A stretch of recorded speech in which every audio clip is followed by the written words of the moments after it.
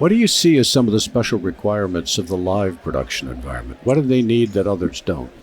Live production environments, they need control. There's been a lot of drive towards leveraging those collaboration tools. So like the Zoom, Teams, SaaS kind of bases for video communication. I'd say what they need in a live environment, if we're talking about corporate or things in that line of uses, is they need more control. So they want audio control. They want to be able to control how a microphone sounds, how you can mix that down to have a richer or more full sound. And the same is true with audio and video, having those systems tied in together where they can say, I want to be zoomed in a certain amount and I want to frame up somebody appropriately. And with that also comes lighting. So lighting's very crucial to all that. So it is truly taking a full rounded view of what production is, which historically hasn't been in corporate workspaces, and saying all of these different keys are important. And so for us as a manufacturer, we say, how can we help promote the entire package so that our customers win, so that they're going forward and that they're confident in the solution that they have versus kind of tossing it up in there maybe a little bit to see if it might work.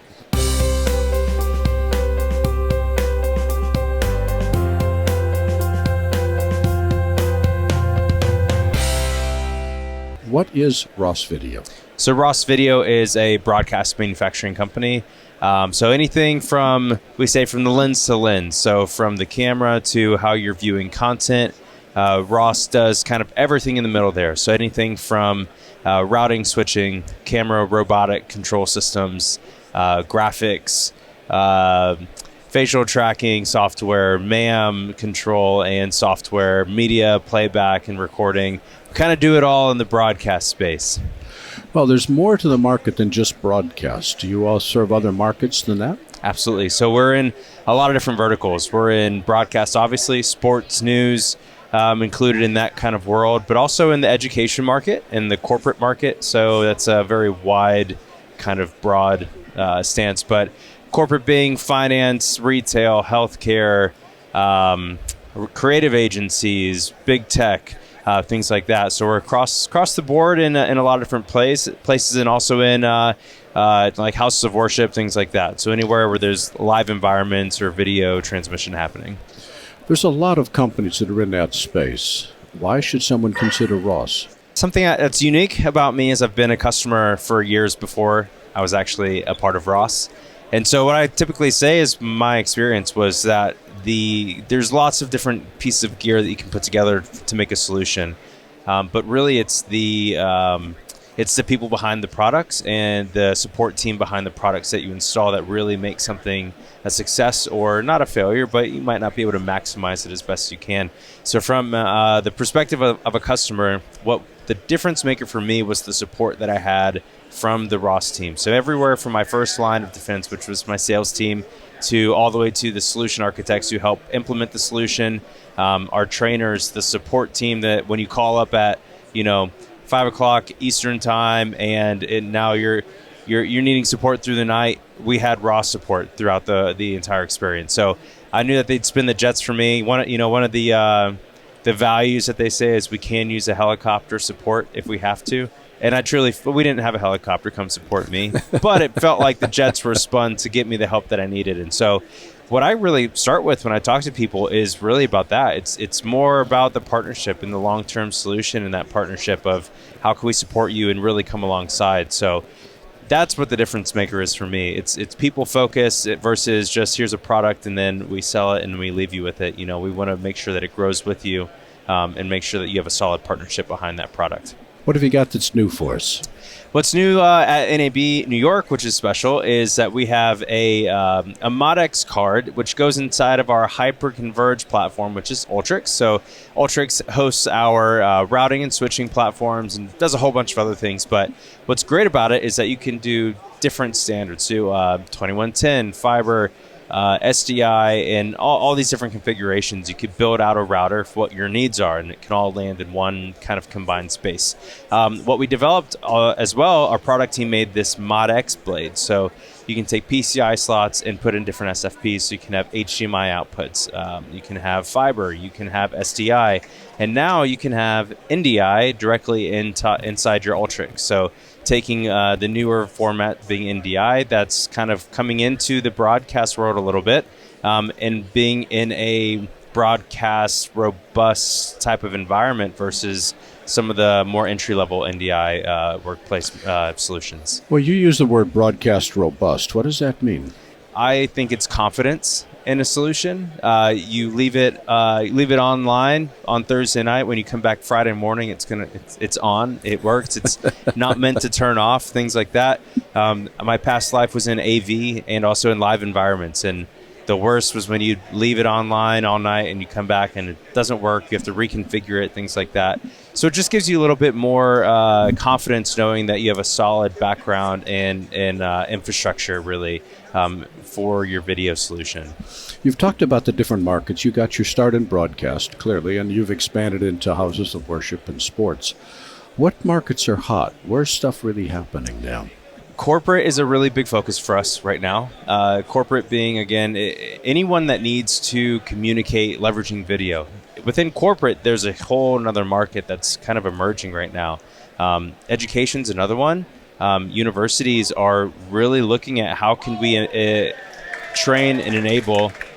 People are really excited about it. I don't know if they can hear all that applies, but they were really excited about the education market. So universities and educators are saying, how can we empower our students to learn the technology so when they leave school or they go into the workplace, they already know the solutions that are kind of out there right now. So whether they go into corporate environments or they go into live production environments or even the broadcast studios like we have surrounding us in New York here. What do you see as some of the special requirements of the live production environment? What do they need that others don't? Live production environments, they need control. There's been a lot of drive towards leveraging those collaboration tools. So like the Zoom, Teams, SaaS kind of bases for video communication. Some people have been doing it for a long time and it's pretty good, but I'd say what they need in a live environment, if we're talking about corporate or things in that line of uses, is they need more control. So they want audio control. They want to be able to control how a microphone sounds, how you can mix that down to have a richer or more full sound.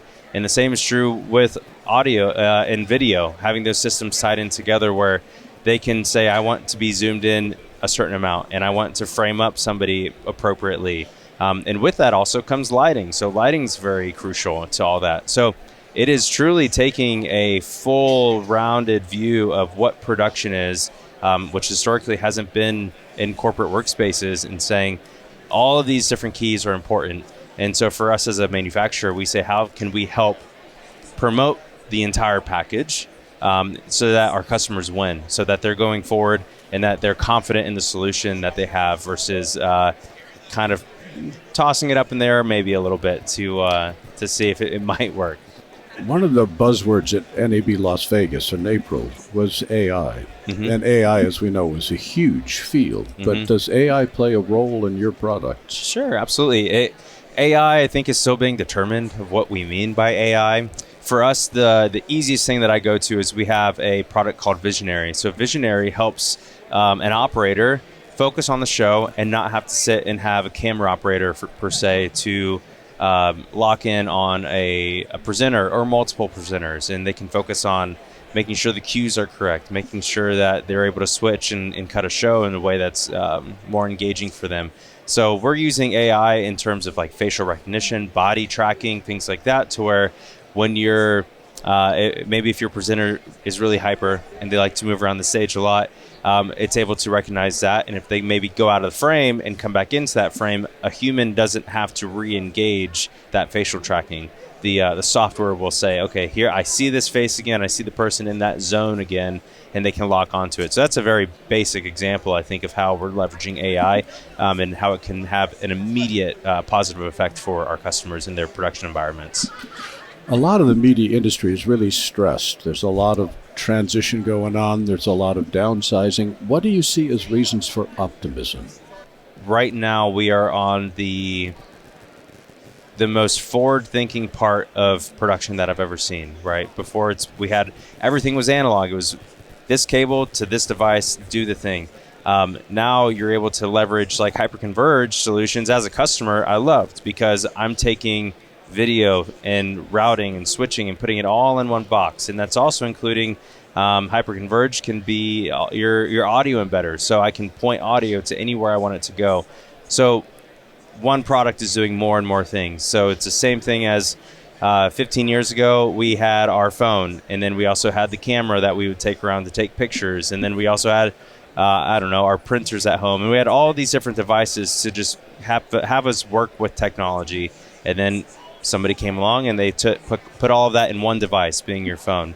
So, and the same is true in production and in those workflows right now. So we're leveraging more and more technology, more and more solutions to help aid the workflow of customers, versus needing to be a jack of all trades and really understand how to be a major broadcaster in a newer environment. So you don't need to have a massive broadcast background and staff in order to run these operations. You can really leverage technology to automate 80% of the workflow, which is really exciting and empowering to a lot of new customers in the space. How would you summarize the key things you want people to remember when they think about Ross Video? Support, people first. We're continuously developing solutions to help our end users. And with that comes that support. It's really about the relationship and making sure that they're successful in whatever they need to do in video communication and in video production. We're here to help, and it was a great experience for me as a customer, and I totally believe in it. So past the products, past everything else, it's all about the people, and we're just here to help you succeed in whatever those endeavors are.